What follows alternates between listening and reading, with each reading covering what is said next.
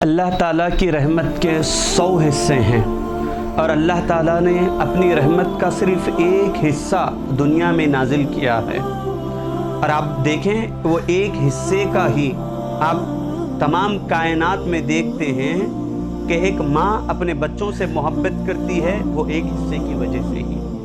ایک باپ اپنے بچوں سے محبت کرتا ہے، وہ ایک حصے کی وجہ سے ہی۔ اولادیں اپنی ماؤں سے، اپنے والدین سے محبت کرتے ہیں، وہ ایک حصے کی وجہ سے۔ یہاں تک کہ جانور وہ اپنے بچوں سے محبت کرتا ہے تو وہ ایک ہی حصہ ہے۔ ساری کائنات میں جتنی محبتیں نظر آ رہی ہیں بس وہ ایک حصے کے ہی سبب ہیں۔ اور نبی پاک علیہ الصلوۃ والسلام فرماتے ہیں ایک حصے کا یہ عالم ہے کہ تمام کائنات میں جو محبتیں ہو رہی ہے بس وہ ایک حصے کے سبب ہے، اور 99 حصے رحمت کے اللہ پاک قیامت کے دن نازل فرمائے گا۔ میرے آقا کریم علیہ الصلوۃ والسلام اس کی مثال دیتے ہوئے کہتے ہیں، مشکات شریف میں حدیث ہے، نبی پاک علیہ الصلوۃ والسلام نے ارشاد فرمایا کہ میں دیکھ رہا ہوں، میں جانتا ہوں کہ دوزخ سے ایک شخص کو نکالا جائے گا۔ جب اس کو نکال دیا جائے گا، رب کریم فرشتوں کو کہے گا اس کے گناہ گناؤ، تو گناہ کی 2 قسمیں ہوتی ہے، ایک گناہ صغیرہ اور ایک گناہ کبیرہ۔ حاضرین اکرام، بندہ اللہ کی بارگاہ میں کھڑا ہوا ہے، عاجزی کرتے ہوئے کھڑا ہوا ہے، فرشتے اس کے گناہ پڑھ رہے ہیں، اب وہ دل میں سوچ رہا ہے، ابھی اس کے گناہ صغیرہ گنوائے جا رہے تھے، وہ دل میں سوچ رہا تھا تو نے ایسا کیا ہے، تو نے ایسا کیا ہے، وہ دل میں معذرت خواہ ہوتا جا رہا ہے، کہتا ہے ہاں میں نے ایسا کیا، مجھے ایسا نہیں کرنا تھا، میں نے ایسا کیا، مجھے ایسا نہیں کرنا چاہیے تھا۔ دل میں شرمسار ہوتا جا رہا تھا۔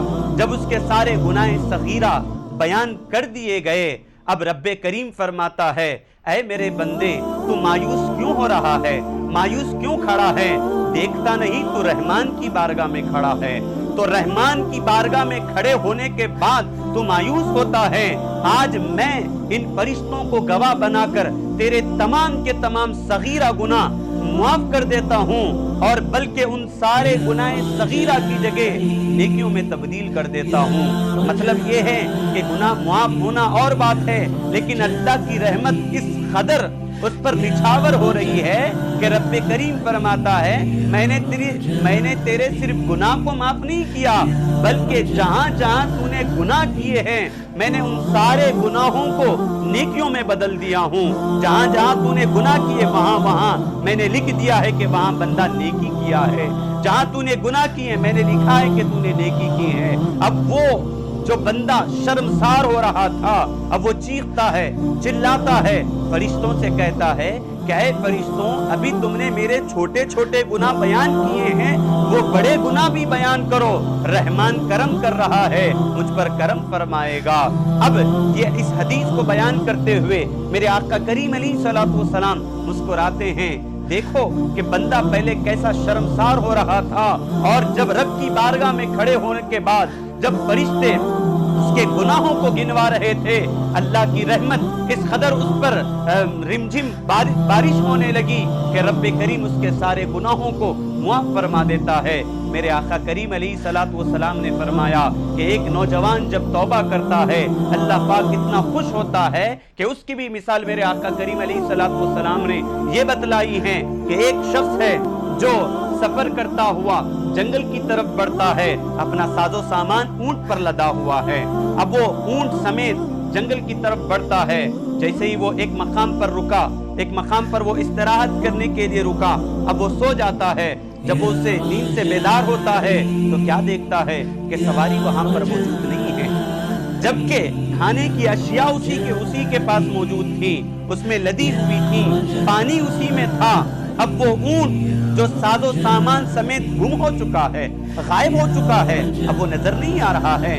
اب بندہ پریشان ہے، کروں تو کیا کروں؟ جا کر چاروں طرف دیکھتا ہے، کھانے کے لیے کوئی چیز موجود نہیں، پینے کے لیے پانی کوئی موجود نہیں، اب میں کیسے بچ سکوں گا؟ اب میں یہیں پر دم توڑ دوں گا۔ بس یہی سوچ و بچار میں وہ پھر استراحت کرنے لگا۔